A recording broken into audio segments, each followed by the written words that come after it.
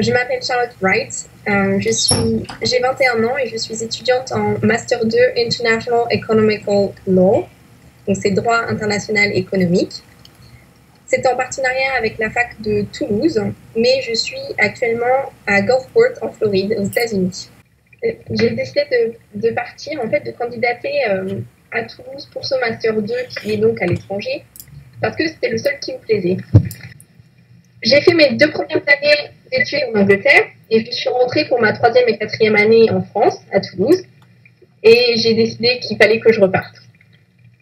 Le système anglo-saxon est complètement différent du système français au niveau de l'apprentissage. C'est vraiment un système adversarial, et donc c'est un échange constant entre les profs et les élèves. On n'est pas juste en amphithéâtre à écouter. Cette façon d'apprendre me correspond beaucoup mieux. Alors c'était dans le Master 2 en fait, je n'avais pas le choix. C'était la proposition du Master 2, c'était partenariat avec les États-Unis et que avec les États-Unis. Donc j'ai pas eu le choix. C'est un partenariat seulement avec l'université de Stetson, là où je me trouve. Normalement, oui, ce serait une obligation, mais étant donné que je suis déjà bilingue, vu que mon père est anglais, j'ai pas eu besoin de faire de test.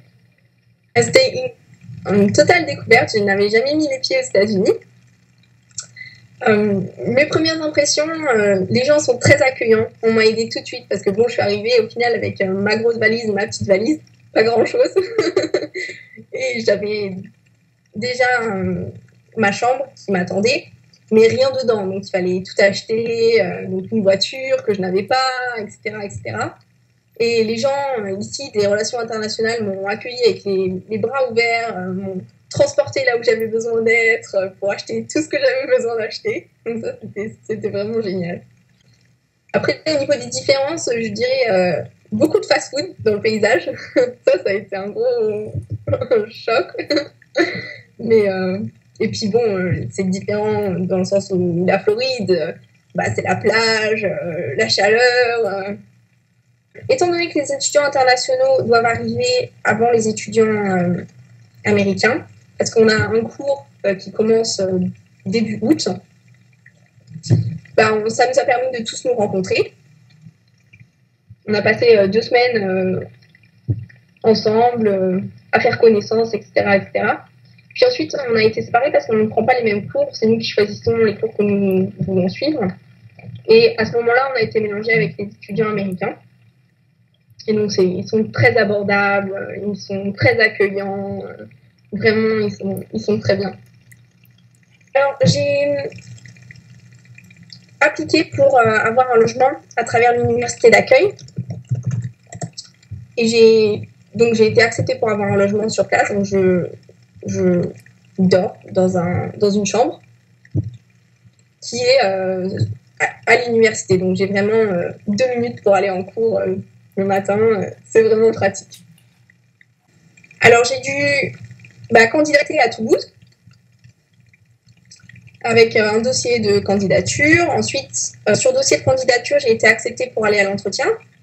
À l'entretien, j'ai été donc sélectionnée. Donc, il y avait une seule position pour partir avec Toulouse. Et donc, c'est moi qui ai été sélectionnée.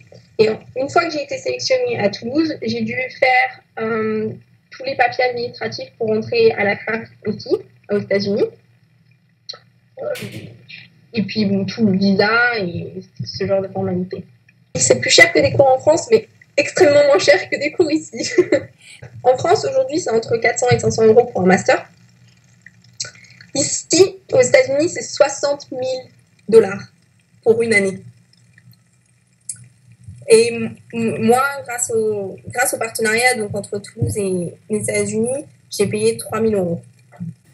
Non, ni de la région, ni de l'université, mais des aides privées, oui.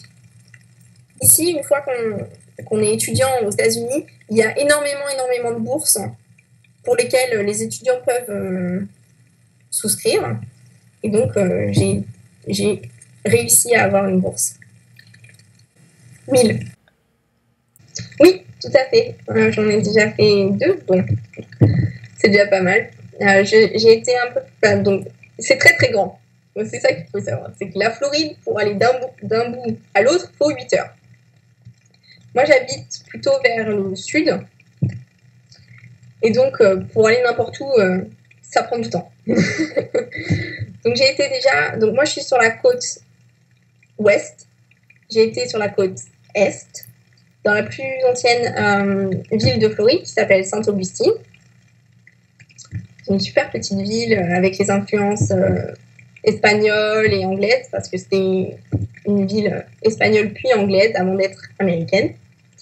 Et ensuite, j'ai été plus dans le sud, à côté de Miami.